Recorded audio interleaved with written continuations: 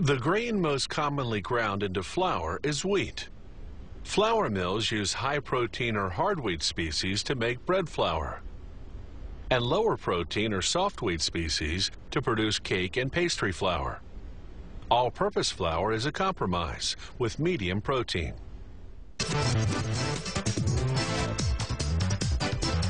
As soon as the wheat shipment arrives, a grain probe vacuums up samples from throughout the load.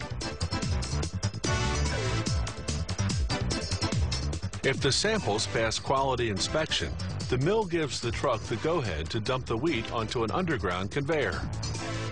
From there, the grain goes into a cleaning machine, where a system of sieves removes impurities such as straw, sticks, and grain dust.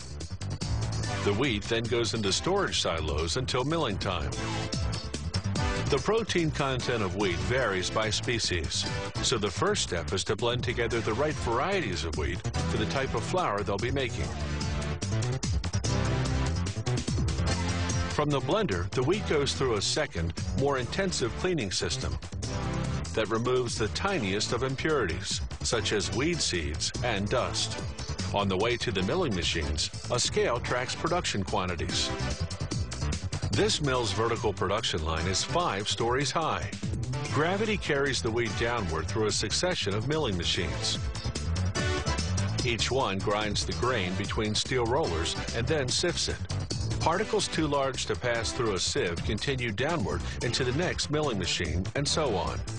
By the time the wheat hits the last machine, anything that's not fully processed gets vacuumed up to the top to begin the cycle again. Mills make white flour by grinding only the wheat kernel's soft inner part, called the endosperm. This requires removing the bran, the kernel's hard skin, and the germ, its seed. That separation begins as soon as the wheat kernels enter the very first milling machine. Rollers break off the germ and bran and crush the endosperm into pieces called semolina. Sifting removes the germ and loose bran pieces, but much of the semolina remains covered in bran particles. So between each milling station is a purifier, a machine that uses controlled air currents to float the lighter bran above the heavier semolina, enabling sieves to separate the two components. The semolina goes through repeated grind, sift, and purify cycles until it's completely clean. Only then can it be finely ground into flour. The ground semolina passes through a series of sieves. This ensures it doesn't leave the final milling machine until it's been ground to the right powdery texture. There are 3 main types of white wheat flour. Bread flour has high protein, enabling dough to rise well and bake to a firm texture. Cake flour has low protein, which produces a crumbly texture. All-purpose flour is the compromise. Its medium protein content makes it suitable for baking both bread and cakes. By the end of production, the flour mill has produced 3 distinct products: bran, used for animal feed and baking; white wheat flour; and wheat germ for the health food market. Leftover byproducts go into livestock feed.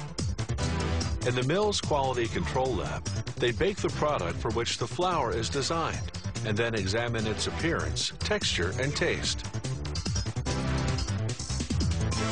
They use specialized equipment to calculate the volume, the density, protein, and moisture contents. With baked goods destined for retail sale, like these cookies, it's especially important to measure the dimensions. If dough overexpands, the cookies won't fit in their package. Just prior to packaging, the mill enriches its white flour with vitamins and minerals. This replaces the vitamins and minerals lost when the milling process removed the bran and germ. They shake the bags to settle the flour. Bagged flour in various sizes goes out to supermarkets, restaurants, and commercial bakeries, while tanker trucks ship bulk flour to large industrial bakeries.